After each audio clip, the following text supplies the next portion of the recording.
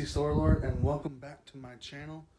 And I just finished the last Matrix 3, and I'm so excited and so hyped for the new Matrix movie that's coming out on in theaters and HBO Max on Christmas.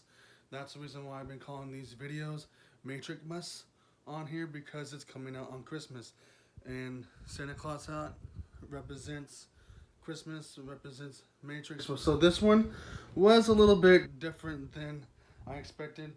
I never watched the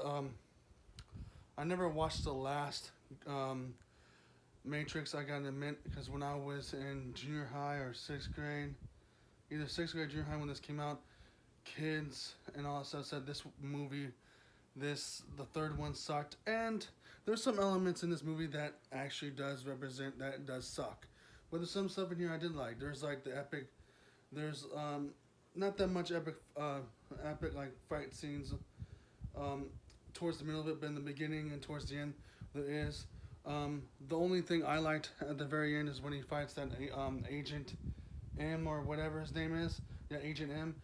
I gotta admit, throughout this whole series, the agents were just a distraction for them. I didn't really like that they were in there. In the first movie I did, it makes sense. The second movie was okay, but they're just after the second and third one, they're just They're really just an distraction for them to have a fight scene, really, you know. They went back to that French dude. They introduced this guy named the Train Man, which is a hobo. I don't know why. He looked kind of weird. But they introduced these new characters, which I didn't really care for.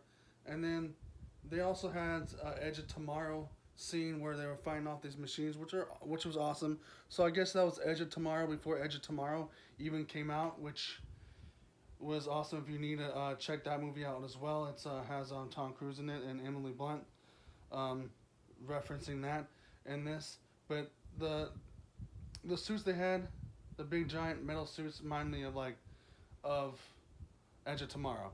The big fight scene with Neo and Agent M was pretty awesome. Before I get to that though, he also fought him in the ship as a human being. So he transmitted his mind into a human being, and he made him blind and everything. That was a good epic fight. So towards the end of the epic fight, you have like a I wouldn't say he's still flying like Superman, but like it was more like Goku versus Vegeta kind of fight, which is a very awesome thing. I don't know if that's what they're hesitating. I don't know if that was what they're trying to put in this movie, like reference that or hint that, oh, we can do like Dragon Ball Z in this movie. But it was kind of awesome. He made Neo made a deal with the machines to, have that epic fight, and also people like Trinity and Morpheus and all that stuff were back. And in the beginning, they were trying to get Neo back because he was stuck at the train station because the train man wouldn't have him come back in the world, because he got lost in the second part of the movie. Last part of the second part of the movie. The Oracle explained a lot more stuff about what her reasoning is for everything, and the Oracle was also a different person in this, which is interesting. But nonetheless, this was an epic movie. I can't wait to the next installment, which was number 4, and it's also a soft reboot.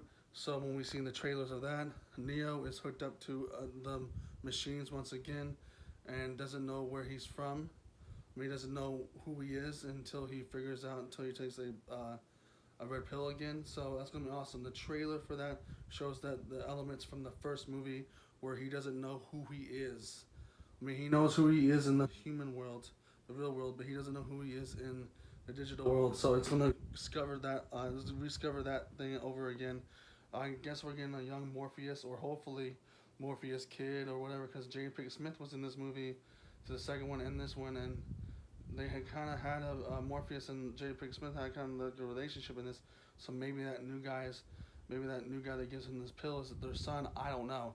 And the Indian girl at the end of this, maybe with the one that she got a rabbit tattoo on, maybe that's her helping out Neo figure out who he is in this new one. So I can't wait.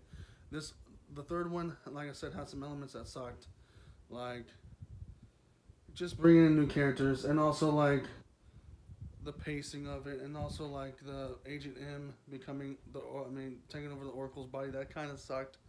But I think the epic battle scene, the epic fight scene at the very end, and then the Edge of Tomorrow thing was actually very interesting. But the rest of it was just kind of like it's just there. But yeah, um, I can't wait for the next installment. I can't wait to do a video on that. I'm gonna do a video on also on Spider-Man No Way Home. Spoilers. But I really can't wait to do this movie. So happy MatrixMas to you guys, and or if you're in the regular human world, Merry Christmas. And I'll see you guys. I'm also doing a Christmas special that's also themed MatrixMas. So yeah, peace out. Have a good time on your Christmas or your MatrixMas. Like and subscribe and hit the notification bell. Leave a comment down below if you like this video or want to see something else, or just want to say hi or whatever. So I'm out. Peace.